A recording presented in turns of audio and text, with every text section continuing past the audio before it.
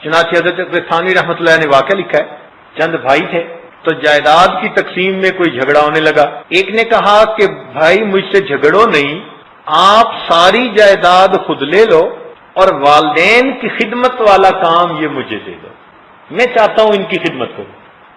چنانچہ اس نے والدین کی خدمت کی اور بھائی جائیداد کا پورا حصہ لے کے بڑے خوش ہو گئے۔ والدین جب دنیا سے رخصت ہوئے تو وہ اس سے خوش تھے اور اس کو دعائیں دیتے تھے، مگر اس کے پاس چونکہ وسائل نہیں تھے تو غربت کی زندگی تھی۔ ایک دن اس نے خواب دیکھا، کوئی کہنے والا کہہ رہا ہے کہ فلاں جگہ پر 10 دینار پڑے ہیں، جا کے لے لو۔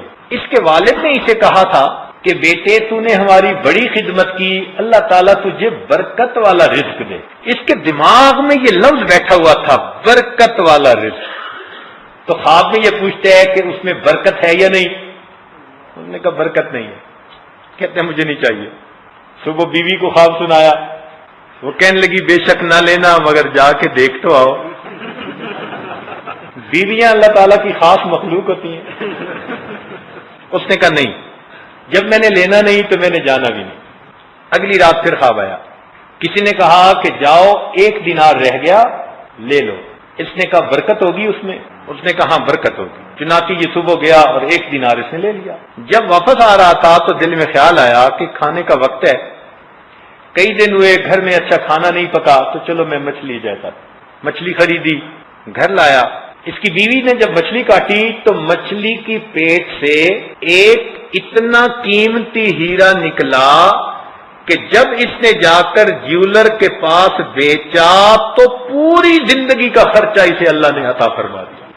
یہ برکت والا رزق ہے جو بندے کی ضرورتوں کے لیے کافی ہو جاتا ہے۔ سبحان اللہ، اللہ والوں کے رزق میں یہی برکت ہوتی ہے۔ ہمارے ایک پرچیز مینیجر تھے، ان کے ہاں اولاد نہیں ہوئی شادی کے 5-6 سال تک۔ ان کی بیوی نے انہیں بہت تنگ کیا کہ جائیں کسی اللہ والے کے پاس، کوئی دعا کروائیں۔ ڈاکٹر لوگ تو کہتے ہیں کہ سب ٹھیک ہے۔ وہ کہنے لگے کہ میں نے جب پوچھا تو مجھے ایک نیک بزرگ لاہور میں تھے، ان کے بارے میں کسی نے بتایا، تو میں ان کو ملنے چلا گیا۔ ان کا ایک خادم تھا، اس نے مجھے بٹھایا اور کہا جی کہ حضرت ابھی آتے ہیں، مصروف ہیں۔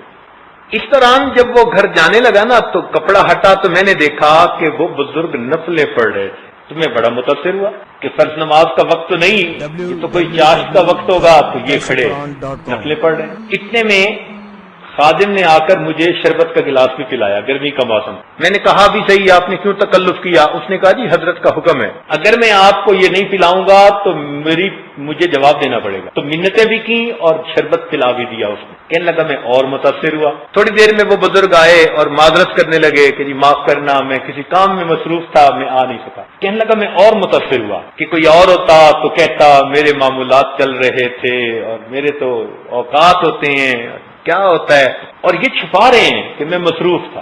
میں نے انہیں کہا جی کہ مجھے کچھ آپ دیں اس بارے میں۔ انہوں نے کہا بھئی کیا دینا، بس میں دعا کر دیتا ہوں، اللہ تعالیٰ خیر کا معاملہ فرما دیں گے، تم اللہ تعالیٰ کی طرف توجہ رکھو۔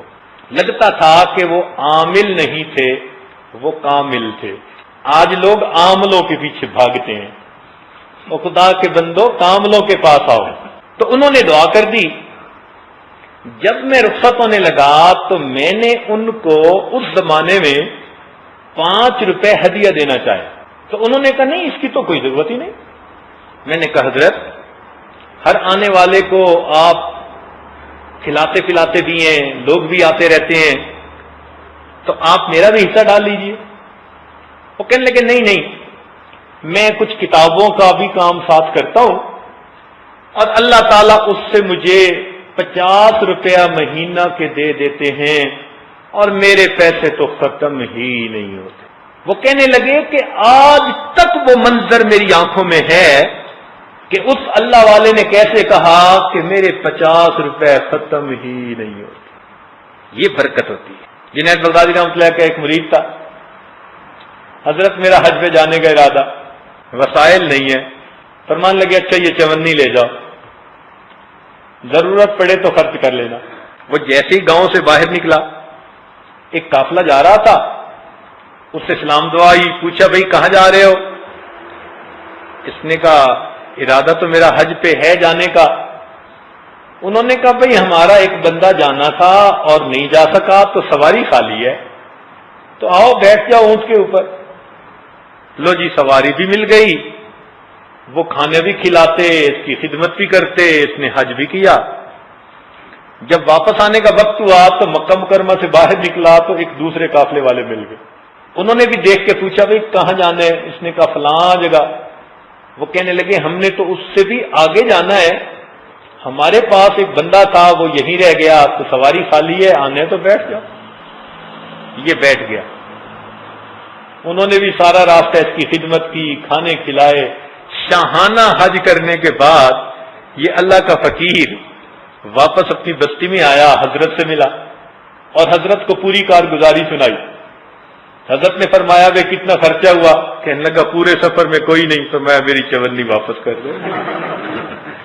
سچی بات ہے، اللہ والوں کی چونی خرچ ہی نہیں ہوتی۔ کاش کہ ہم اس کا کبھی مزہ لیں نا، کہ دل میں یقین توکل کو مضبوط کر کے ابتدا کے جو تھوڑے سے حالات ہوتے ہیں نا وہ برداشت کر جائیں، ایسا مزہ فقیری میں شاہی کر رہے ہوتے